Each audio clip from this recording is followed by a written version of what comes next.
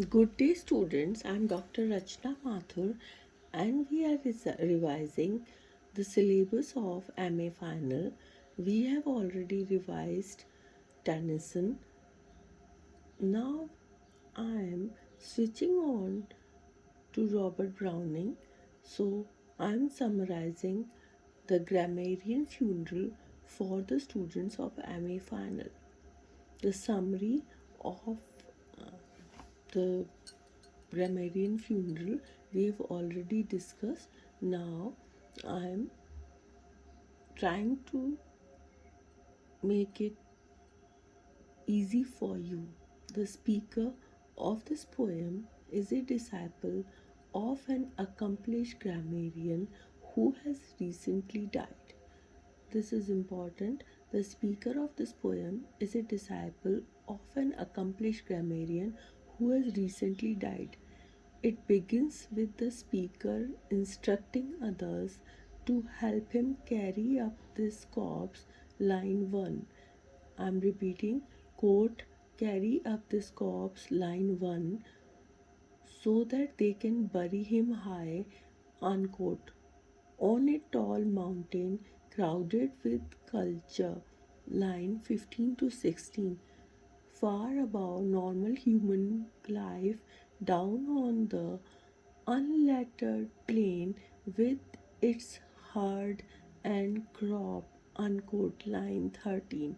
So I'm reading it again. The speaker of this poem is a disciple of an accomplished grammarian who has recently died.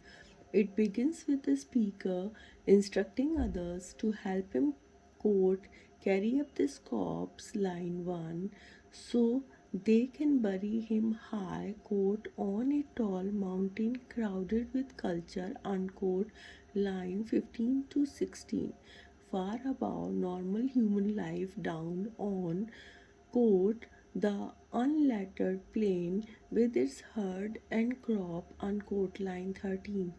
The speaker gives a eulogy for their master, telling how, quote, he lived nameless, unquote, line 35, in pursuit of mastering his studies, which focused on Greek grammar. He was willing to sacrifice his youth and ruin his body, aging extremely quickly, in the process ignoring, quote, man's pity, unquote, over his choice, line 44. The grammarian put off, quote, actual life, unquote, line 1557, until he could know everything there was to know about his field, believing such mastery would give him a true understanding of life. So, this is very important. He was a dedicated scholar.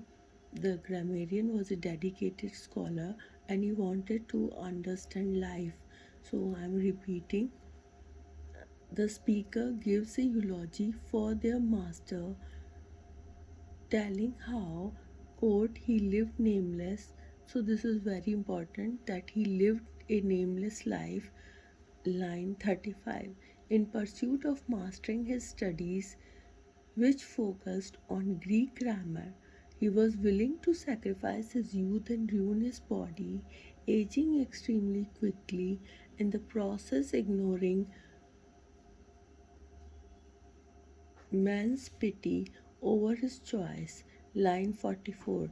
The grammarian put off, quote, actual life, line 57, until he could know everything there was to know about his field, believing such mastery would give him a true understanding of life. As the funeral party reaches the gates of the town where they wish to bury him, the narrator again praises his master for a life that had, quote, no end to learning, unquote, line 78. This is very important that his master had no end to learning,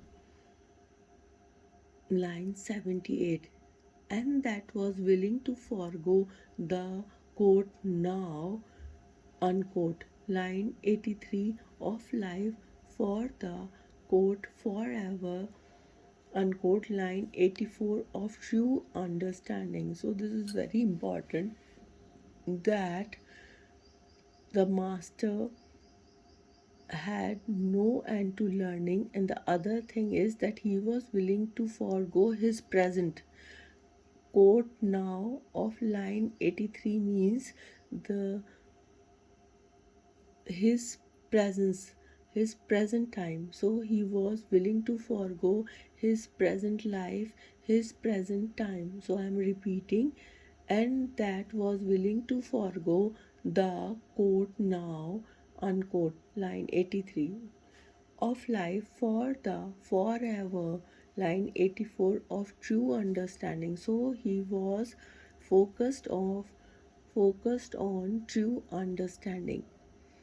Even as his health continued to decline, the grammarian remained ambitious towards mastering his field until he finally died. The party reaches its spot, and the speaker commends the grammarian's body as one loftier than the world suspects. I am repeating, the party reaches its spot, and the grammarian comment and the speaker, sorry, and the speaker commends the grammarian's body as quote loftier than the world suspects unquote. This is very important. As the world continues quote living and dying unquote lines 147 to 148. So the world will continue to live and die. So the world will continue only to live and die. They won't achieve anything in their life, but the grammarian, he sacrificed his now, he sacrificed his present for something which will be an achievement forever for the world. So, according to the speaker, the body of the grammarian is loftier than the world suspects. Unquote. So, students, try to write the summary of the poem in your own words.